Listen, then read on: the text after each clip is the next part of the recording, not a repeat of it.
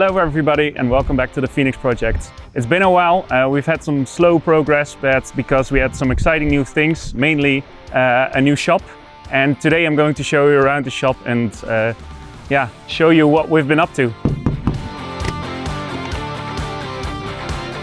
Of course, we'll have some familiar faces like Frummel, and there's also been a small change of ownership at the Fast Oldie workshop, where there's not one Fast Oldie but three now, which we will introduce to you in the upcoming videos. So come on in.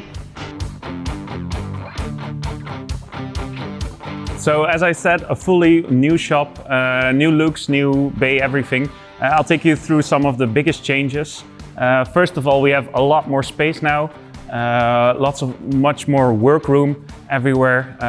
We can put the cars side by side, whereas it used to have like three separate spaces. And the biggest new change, a 3D Hunter Elite alignment unit with some special made clamps, especially for race cars, and so we can put them on safely with the entire tire, no risk of damaging rims or any other changes. Also, at a later stage, the car lift will be fitted with scales, so we can corner align and corner weight and align the cars without having to put scales under it or do any modifications. You can see the JFT Clio, Endurance Clio. We just finished a 24-hour race with that one. It's here for some final checkups, and it's one of the first cars that we did here. We also have some images of last week where we did a 964, which needed some of our spring plates that we'll show you at a later time. So that's the first big change that we went through at the shop. Second one.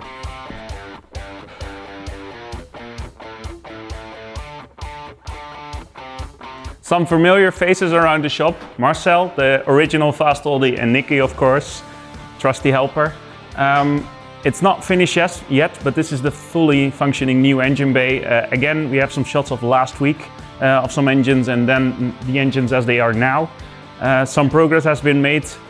Like I said, the shop is still not completely ready, but we'll update it. And then the latest change is the update on the Phoenix project, which I will show you now.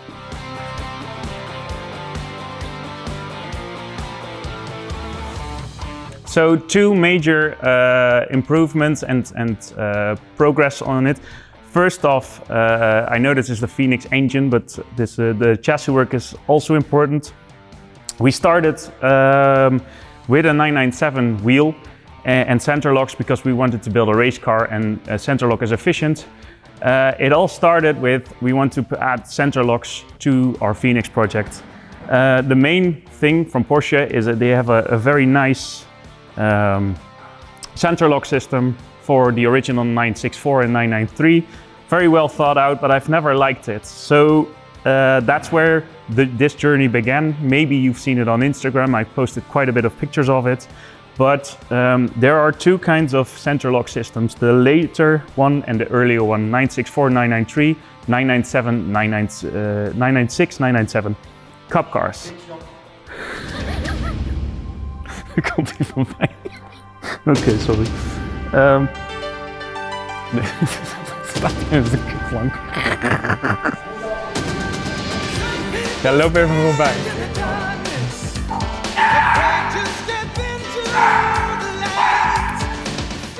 There are two major systems, or easy systems, that separate the 964 and 993 generation and the 996 and 997 generation of center lock systems. The main issue, or the main difference that I have with these, is that they are slightly smaller, and they also need a locking pin on the end of the center lock, like so, to make sure that the clip stays in place. So biggest issue or biggest difference, they have a slightly smaller thread, and you have to clip them separately with a different clip on it. 997 and 996 center lock systems are slightly bigger, have a much larger clip pin, and when you lock it in place and you turn the thread, it has some automatically clips, like a spring-loaded system, that come out, and if you ever come in the situation where the wheel comes off, This one is locked, so even if the nuts would come off the rim, you would still have a safety system, so you don't have to clip them separately, and also because the tread is slightly bigger, you have a bigger nut and a bigger bolt, and I quite like that system more. The only problem is it doesn't fit straight away onto a 99 or 964 hub. To start with, we got an original 993 Evo hub.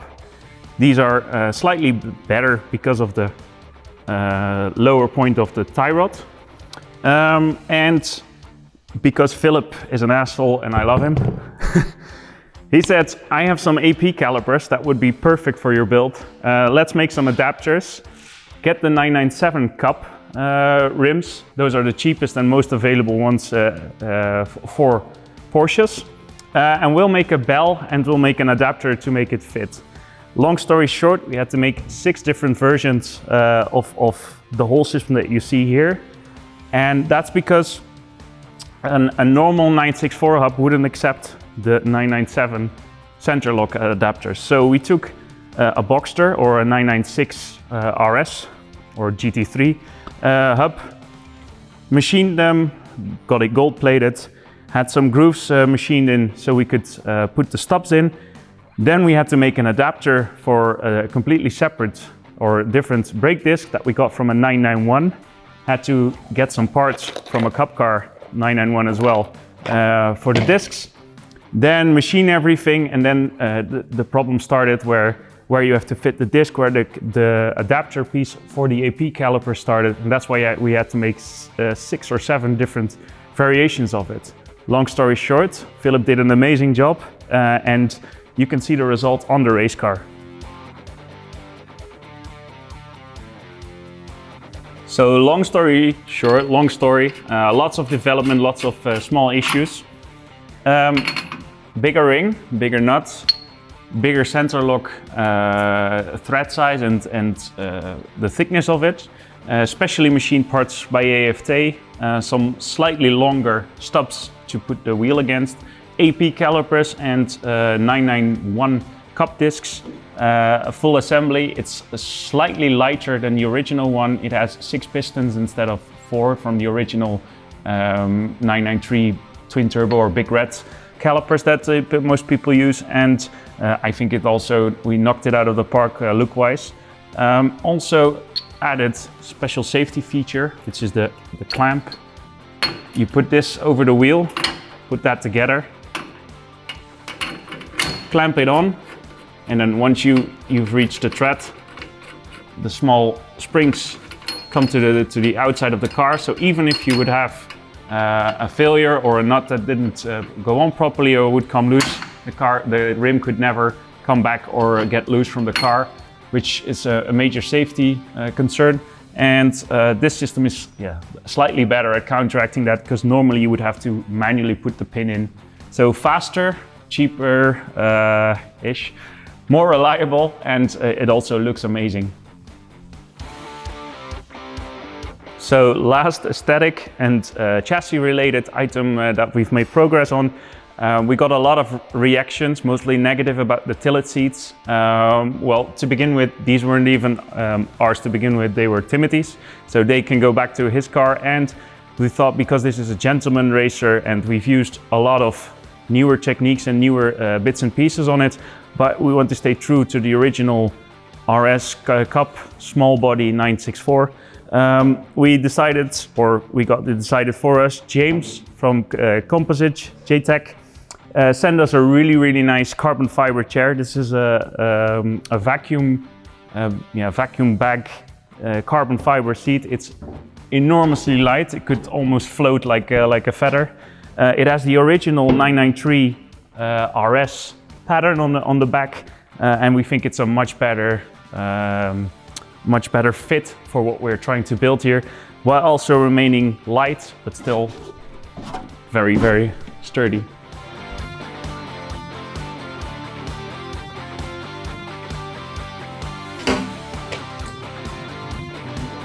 Go.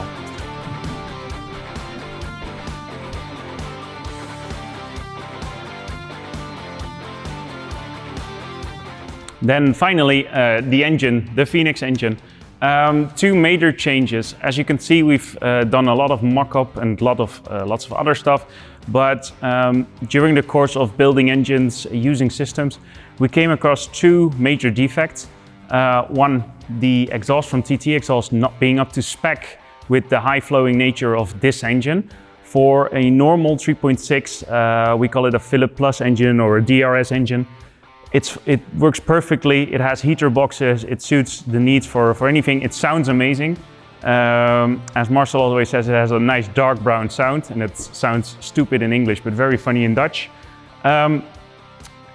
The exhaust for a normal 3.6 plus engine or a DRS or a Philip engine, whatever we call it, works perfectly, but for what we need something that basically this exhaust comes off at a 90-degree bend, and we needed to go further back to enlarge this section where the air can form from 3 pipes into 1. And then the way this one is built is also not ideal. We have some really cool 3D scans, a new company. We can't show it to you yet, but in a later episode we definitely will. But basically a good exhaust, but not suited up to the task of achieving 100 horsepower per liter, which we would like to have 360 horsepower at the end of this series.